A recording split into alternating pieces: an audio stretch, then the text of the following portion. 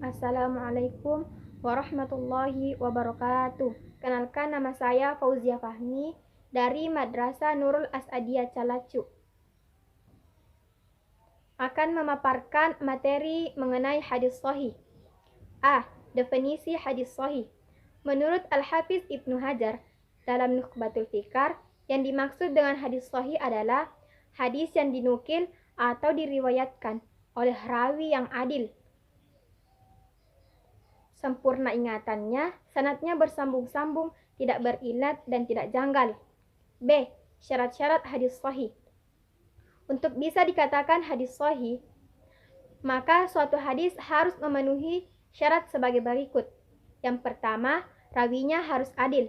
Artinya, seorang rawi harus memelihara ketaatan, menjauhi perkara maksiat, menjauhi dosa-dosa kecil, menjauhi perbuatan mubah yang dapat menggugurkan keimanan, dan tidak mengikuti salah satu mazhab yang bertentangan dengan dasar syara. Yang kedua yaitu sempurna ingatan atau dabit. Artinya, ingatan seorang rawi harus lebih banyak daripada lupanya. Kebenarannya harus lebih banyak daripada kesalahannya. Menguasai apa yang diriwayatkan, memahami maksud dan maknanya. Yang ketiga, sanadnya tiada putus atau bersambung-sambung. Artinya, sanad yang selamat dari keguguran, atau dengan kata lain, tiap-tiap rawi dapat saling bertemu dan menerima langsung dari pemberi hadis. Yang keempat, hadis itu tidak berilat atau penyakit yang samar-samar menodai kesahihan hadis. Yang kelima yaitu tidak janggal.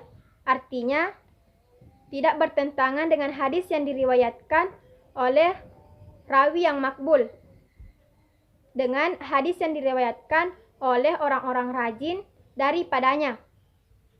C. Klasifikasi hadis sahih. Klasifikasi hadis sahih ada dua. Yang pertama yaitu hadis sahih li zatihi. Hadis sahih li zatihi adalah hadis yang memenuhi syarat sebagaimana yang tadi saya sebutkan. Contoh hadis sahih li zatihi. Rasulullah Shallallahu Alaihi Wasallam bersabda, Islam itu dibangun di atas 5 perkara. Yang pertama, syahadat, tiada Tuhan selain Allah dan Muhammad adalah utusan Allah. Menegakkan salat, menunaikan zakat, berpuasa pada bulan Ramadan, dan kelima, menunaikan haji bagi orang yang mampu. Yang kedua, hadis sahih li ghairihi, yaitu hadis yang keadaan perawinya kurang hafiz dan dabit, tetapi mereka terkenal dengan kejujurannya sehingga berderajat hasan. Contoh hadis sahih li ghairihi.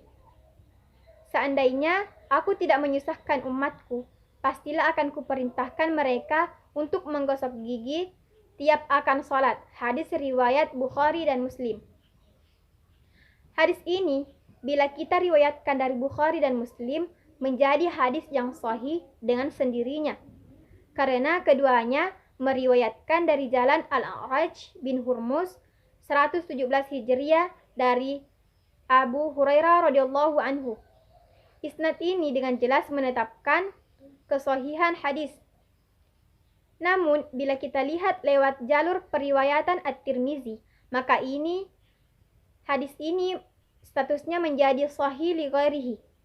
Berbeda dengan Bukhari dan Muslim, At-Tirmizi meriwayatkan hadis ini lewat jalur Muhammad bin Amr yang kurang kuat ingatannya.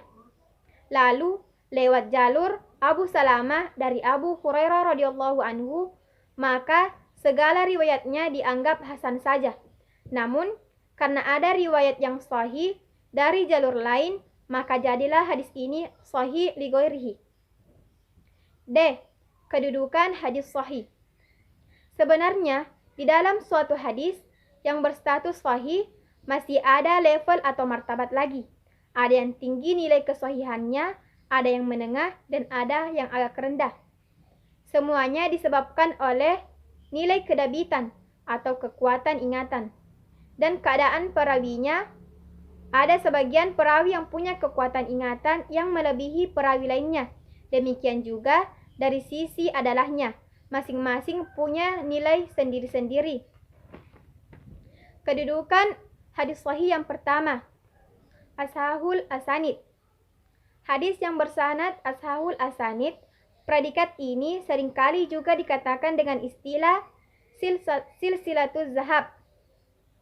Al-Bukhari mengatakan bahwa ashahul asanid adalah sanad dari Nafi'i dari Ibnu Umar radhiyallahu anhu.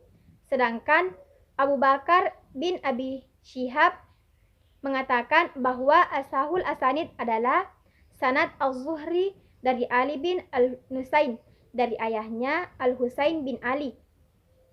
Yang kedua yaitu muttafaqun alaih, yaitu hadis sahih yang telah disepakati kesahihannya oleh kedua imam hadis, Bukhari dan Muslim. Hadis ini diriwayatkan oleh Bukhari dan juga oleh Muslim. Dari riwayat yang satu dan mereka bersepakat untuk mensahihkannya. Di antara kitab-kitab yang mengumpulkan hadis yang berstatus muttafaqun alaih yaitu Umdatul Ahkam karya Al-Iman Abdul Ghani Al-Maqdisi 540 sampai 600 Hijriah. Yang ketiga yaitu Infrada bihil Bukhari. Hadis yang diriwayatkan oleh Imam Bukhari sedang Imam Muslim tidak meriwayatkan. Yang keempat yaitu Infrada bihil Muslim. Hadis yang diriwayatkan oleh Imam Muslim sedang Imam Bukhari tidak meriwayatkan. Yang kelima, Sahihun ala syarta'il Bukhari wa Muslim, yaitu hadis sahih yang tidak secara langsung disahihkan oleh Bukhari dan Muslim, melainkan hadis itu telah memenuhi kriteria atau syarat Bukhari dan Muslim. Yang keenam yaitu Sahihun ala syarta'il Bukhari.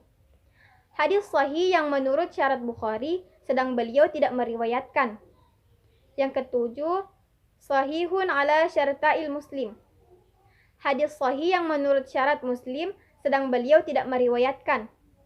Yang terakhir yaitu hadis sahih lainnya, yaitu yang tidak menurut salah satu syarat dari Imam Bukhari dan Muslim. Itulah tadi penjelasan mengenai hadis sahih. Demikian yang dapat saya sampaikan. Semoga apa yang saya sampaikan bernilai ibadah. Demikian. Assalamualaikum warahmatullahi wabarakatuh.